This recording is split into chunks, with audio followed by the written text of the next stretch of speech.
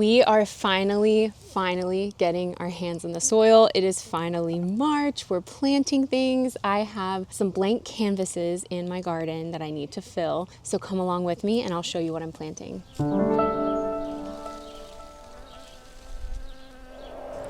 All of the prep work has already been done. I prepped this bed by adding 3 or 4 inches of fresh compost right on top, and that's all a bed needs to be prepared for spring planting. And the harder part is figuring out what I'm gonna plant in this bed. This is one of 2 beds that I have in my garden that are complete blank canvases. They have nothing growing in them. A lot of my other beds have things growing in them, and that can kind of help guide me on what to plant. But I have analysis paralysis when a bed is empty and I just have no idea what to do. I usually have a preliminary idea, and then that idea completely changes once I start planting. So we'll see how this goes. But my idea, I have the A-frame trellis behind me. I think I'm gonna plant peas on that. It's at the back of the bed, and then the rest of the bed I'm gonna plant my Napa cabbages in, and then we will go from there. This bed gets full sun in the spring, and then as the summer goes on and the sun starts to move, it is more of a part shade bed, and that's why I picked this bed for some cool weather crops, because that will be perfect in the spring. They want full sun as they're growing, and then when it starts getting really hot, it'll kind of help shade them out a little bit. Starting on this side of the trellis, I'm planting the Beauregard snow pea from row 7 seeds. This pea is really cool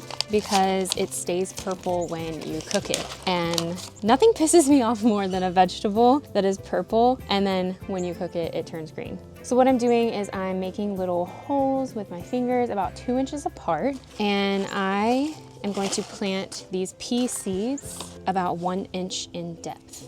So 1 inch in depth, 2 inches apart.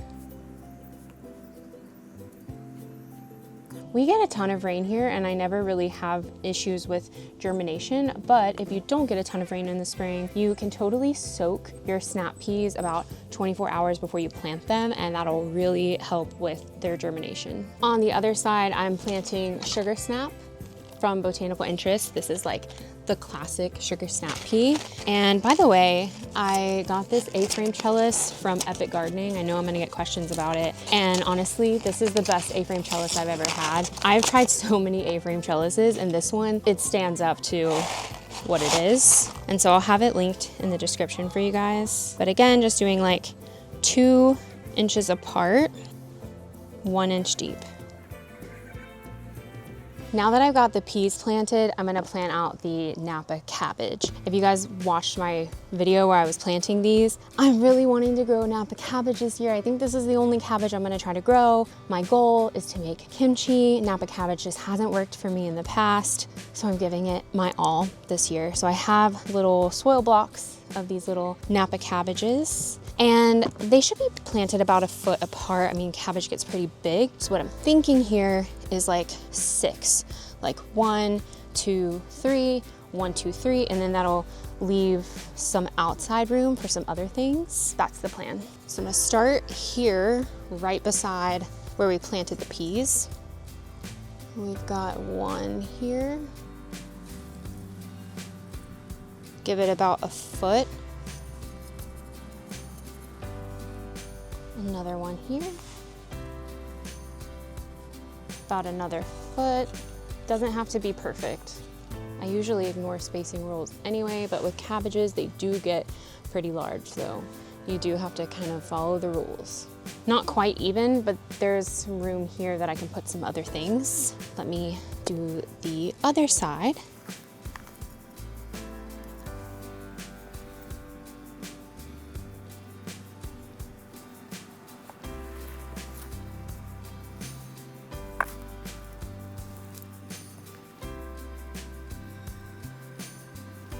Okay, here's where I get the decision paralysis. There is all of this room on the outskirts. I'm imagining the cabbages getting really big, but I love to fill up every single space that I can. I think underneath the peas, I am gonna do this quick stir fry blend from Renee's Gardens. It has lettuces, anything that you can stir fry really.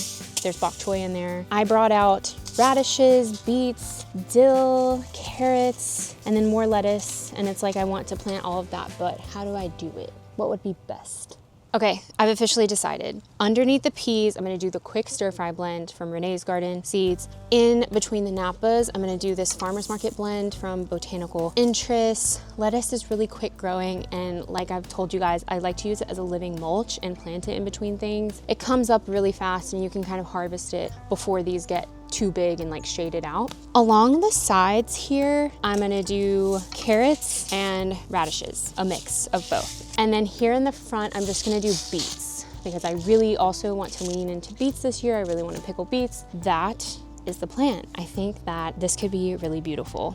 I'm going in with the stir fry blend, and for all of these, they're just grow and grow. Keep it easy. I don't meticulously plant things like this. I just sprinkle it and I run my fingers through it and then call it a day. And then I do go back and thin them out if they are overcrowded when they start popping up. So I am just lightly sprinkling these in between here and along the edge back here, because no peas are gonna be growing in the edge, and then running my fingers through.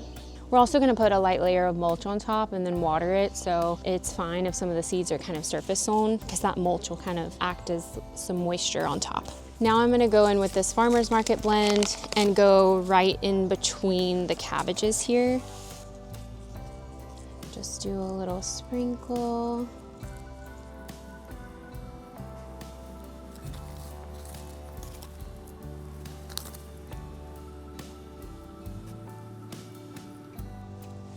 Perfect. And now I'm gonna go in with the carrots and the radish on the outskirts. I'm just gonna empty them into my hand and then just mix them up there. Well, there's really not a lot of carrot seeds in here. Just kind of mix them up. And then grab a little handful and sprinkle. Carrots and radish are like the perfect companion plant because radish are so quick growing. From seed to harvest, they're ready in like 3 weeks. Whereas with carrots, it takes carrots like sometimes even 3 weeks to germinate. So by the time the carrots are germinating, the radishes are ready to come out, and then that aerates the soil for the carrots to push through and grow really nice and straight. So I think that they're the perfect companion plant for each other, and I'll always grow them together. Let me do the other side. Can I reach? Oh, sprinkle. Sprinkle, sprinkle, sprinkle. Oh, okay. Same thing, just run my hands through. These are really tiny seeds. They don't really need to be buried that deep. Now for the beets up here, same rules apply. I'm using the Ruby Queen beet from Epic Gardening. I've actually never grown this variety before, but I think I'm gonna do half and half this one and then this Badger Flame beet from Row 7 Seeds. So that way I'll have a dark beet and a yellow beet. So beets are a little more tricky when they start popping up and you're thinning them out because beets are multi-germ seeds. So that means every single little beet seed has multiple seeds within it. So when they start popping up, you do have to go back and pretty heavily thin out your beets or they're not gonna grow how you want them to. But I still plant them the same because I don't have a problem with thinning them out. But if you don't wanna go back and thin out, then you can do proper spacing if you want. I can never do that. So I just do a little sprinkling, but I probably don't sprinkle quite as heavy as I do the other stuff.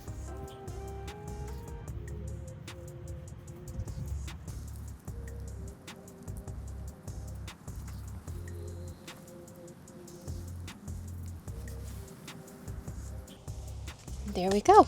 And lastly, we can't forget to plant out a bed without some flowers. So I'm gonna add some calendula right here, just pop them in all 4 of the corners. I love corners for flowers. I think corners were meant to just put a flower or an herb or something. Calendula, I don't sprinkle. I kind of do more of an intentional planting, but I just make a little well with my fingers and plant a few seeds in there, and that's it. Okay, one of the last steps, I've got to put some mulch on top. I'm not gonna go too heavy with the mulch because I did just seed the entire bed and I don't want to suffocate the seedlings. So I'm gonna do a little light layer of mulch just to protect the soil, protect the seedlings, and it'll actually help them germinate because mulch holds moisture and you're putting the moisture right on top of those seedlings. I like to use garden straw. This is a finely shredded wheat straw mulch. I don't really think it matters too much what kind of mulch you use. I just love wheat straw because it just like composts into the soil really easily. And so that's why I choose to use wheat straw. And this is the brand that I like. It's Garden Straw. There's also a farm straw that's sold at like Tractor Supply. This is pretty widely available. And the only con about it is that you will get little wheat seedlings in there. I think this brand has less wheat seedlings than some others, but I still do get them. And so I just have to come back here and just pick them out, but I don't mind that at all. So just gonna spread a light little layer.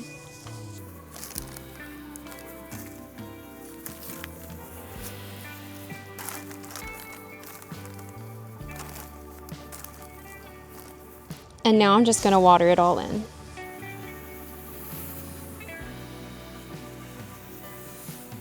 The last thing I'm gonna do is place these wire baskets on top of the Napa cabbages. This helps prevent the dreaded cabbage moth from landing on your cabbages and laying eggs, and then the cabbage worms eating all of your cabbage. Don't want that. So these are like $1 at the Dollar Tree.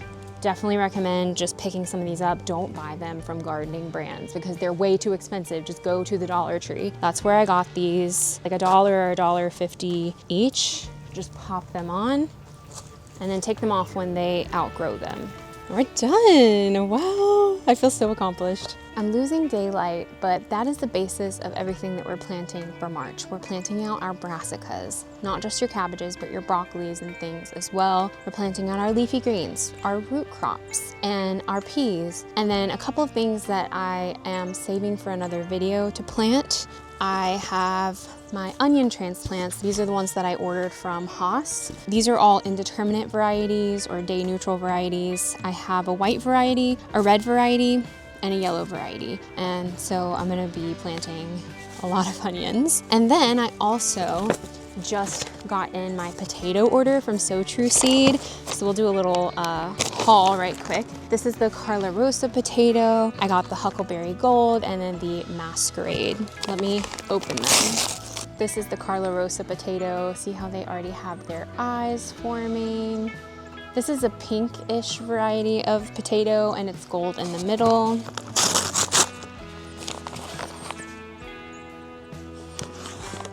Oh my God.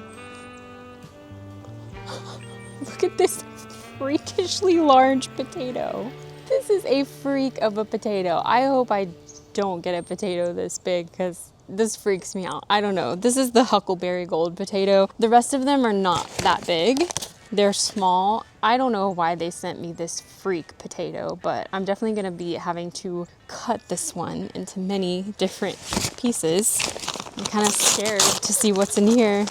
Okay, and then this is the Masquerade potato. It's not wet, so you can't really see the colors that well, but it's a blend of purple and yellow, and it kind of looks like a marbled color. Very cool. Can't wait to plant these potatoes. I'm gonna be doing that in another video because I'm gonna be planting the potatoes and the onions together. We're also planting out our spring flowers like the calendula, but also there's borage, there's snapdragons, there's pansies, violas, anything like that we are transplanting out. We're also transplanting out our spring herbs or direct sowing as well. If you guys don't have the Megro's Plants planting calendar, you should get one. It tells you exactly what to direct sow and what to start indoors. But like dill, cilantro, parsley, those things can all be direct sown in the garden right now. And then as far as starting anything indoors, we're starting our tomatoes and our peppers still. If you haven't started them, it's fine. We have a really long window that we can seed start our tomatoes and eggplants and peppers.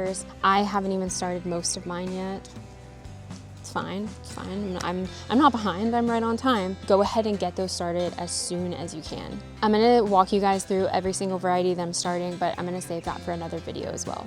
Thank you so much for coming along and planting with me today. Let me know what you think of my combination. Let me know what you think of my design. And let me know if you have any tips for me for some other designs, because like I said, I do have an entire other bed that is another blank canvas that I think I'm gonna be doing some spring crops in, because I do have my broccolis and other things that I still need to plant. So let me know what other combinations you think I should do. If you like this video, be sure to like and subscribe. You can find me everywhere. I'm on Instagram, TikTok, Facebook, and I am posting on Substack as well if you like written content. And be sure to check out the Garden Girls podcast. We put out new videos every week. Thank you so much for watching. I'll see you guys in the next one. Bye.